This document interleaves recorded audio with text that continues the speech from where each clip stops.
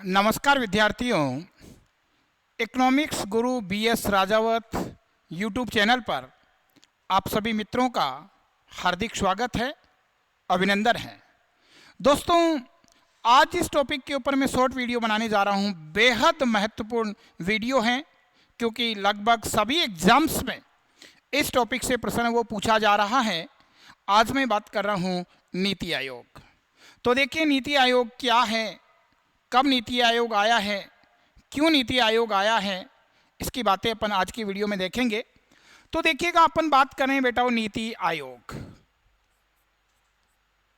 नीति आयोग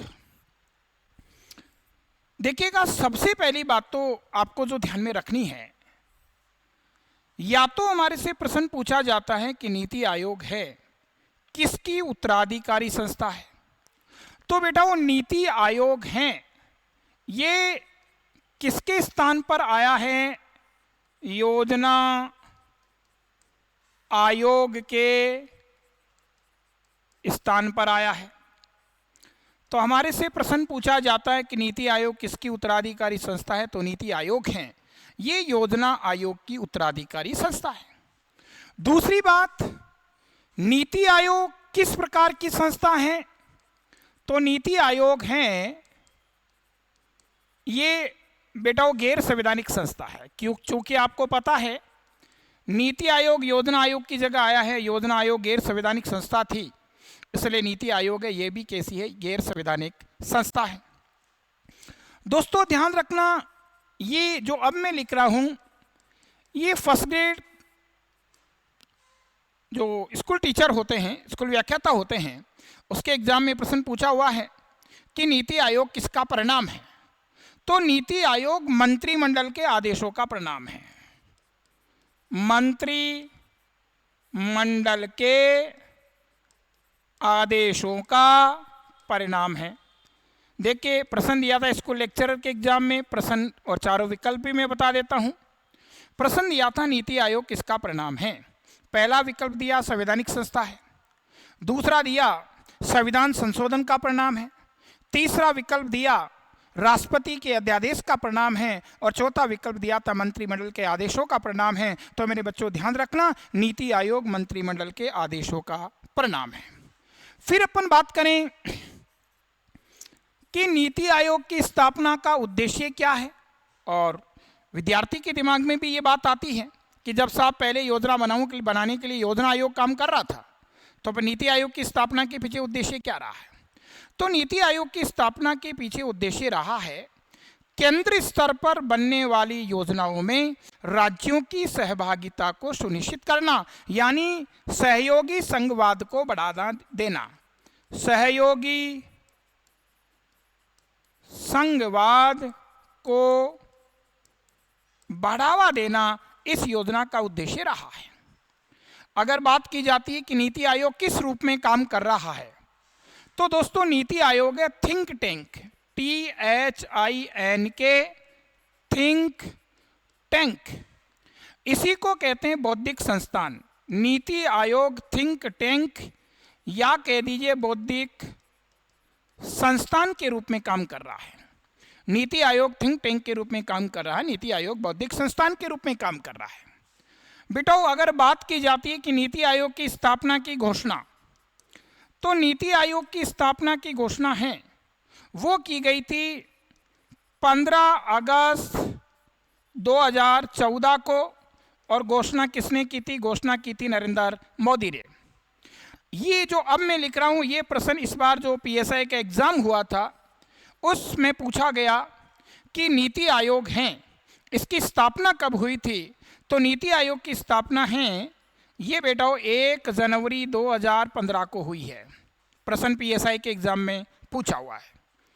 बात करें कि नीति आयोग का अध्यक्ष कौन होता है, तो नीति आयोग का अध्यक्ष होता PM, और वर्तमान समय में इसके अध्यक्ष है वो है नरेंद्र मोदी। ये प्रश्न अभी हाल ही में जो हाईकोर्ट LDC का एग्जाम हुआ उसमें ये पूछ लिया गया कि नीति आयोग के अध्यक्ष कौन है, तो इस प्रश्न का उत्तर है नरेंद्र मोदी। बेटा अगर बात करें नीति आयोग के उपाध्यक्ष की, नीति आयोग का उपाध्यक्ष, तो ध्यान रखना, नीति आयोग का जो पहला उपाध्यक्ष है वो बनाया था अरविंद पनगड़िया को। अरविंद पनगड़िया। ये प्रश्न इस बार जो पटवार का एग्जाम हुआ उसमें इस प्रश्न को पूछा गया कि नीति आयोग के वर्तमान में उपाध्यक्ष कौन हैं। सॉरी, नीति आयोग के प्रथम उपाध्यक्ष कौन थे? अरविंद पनगड़िया। अरविंद पनगड़िया अमेरिका के कोलंबिया विश्वविद्यालय में अर्थशास्त्र के प्रोफेसर है। तो बेटा जी, ये 2 साल की छुट्टियां लेकर के नीति आयोग का उपाध्यक्ष का पदभार इन्होंने ग्रहण किया था, पर कोलंबिया विश्वविद्यालय में उनकी छुट्टियां खत्म हो गई तो उन्होंने नीति आयोग के उपाध्यक्ष के पद से त्यागपत्र दे दिया। और फिर दूसरा जो इसका उपाध्यक्ष बनाया गया वो बनाया गया डॉक्टर राजीव कुमार शर्मा। वर्तमान समय में हैं वो डॉक्टर राजीव कुमार शर्मा हैं। और राजीव कुमार शर्मा कब से हैं? 1 सितंबर 2017 से। 1 सितंबर 2017 से नीति आयोग के उपाध्यक्ष हैं। वो कौन है बेटा? वो डॉक्टर राजीव कुमार शर्मा है। इसी प्रकार से दोस्तों ध्यान रखना, नीति आयोग में एक पोस्ट होती CEO, चीफ एग्जीक्यूटिव ऑफिसर, जो कि IAS अधिकारी को लगाया जाता है।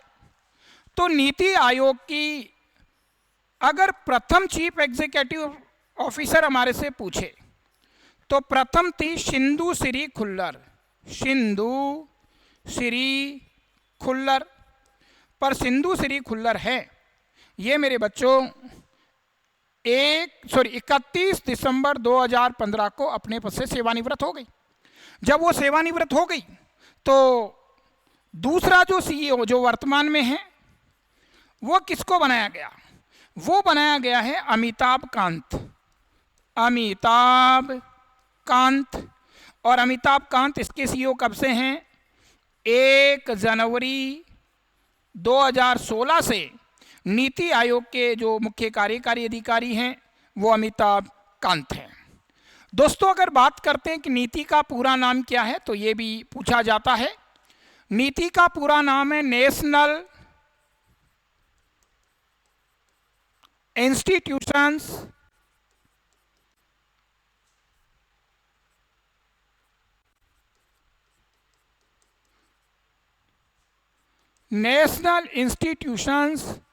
For transforming India. Transforming India. NITI Aayog का पूरा नाम है national institutions for transforming India, जिसको हिंदी में आप कह सकते हैं राष्ट्रीय भारत परिवर्तन संस्थान। राष्ट्रीय भारत परिवर्तन संस्थान इसका बेटा हिंदी में नाम है राष्ट्रीय भारत परिवर्तन संस्थान।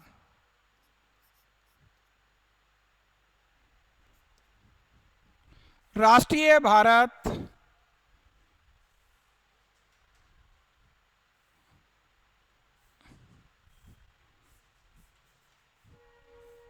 देखो हिंदी में तो नाम रहा है नेशनल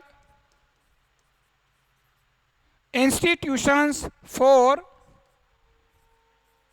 ट्रांसफॉर्मिंग इंडिया, और अंग्रेजी में तो फुल फॉर्म है, और हिंदी में है भारत में इसका जो नाम है राष्ट्रीय परिवर्तन संस्थान।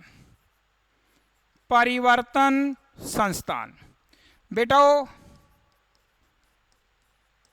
परिवर्तन लाने वाला संस्थान है नीति। कैसा परिवर्तन लाने वाला? राज्यों की सहभागिता का। आपको पता है पहले योजना बनाता था योजना आयोग। योजना आयोग योजना बनाता और राज्यों पे थोप देता, राज्यों की सहभागिता उनमें नहीं होती थी। अब नीति आयोग है, ये योजना बनाएगा, और आपको पता है सभी राज्यों के मुख्यमंत्री और केंद्र शासित प्रदेशों के मुख्यमंत्री, उपराज्यपाल, प्रशासक, इनको नीति आयोग की गवर्निंग काउंसिल में सम्मिलित कर लिया गया है।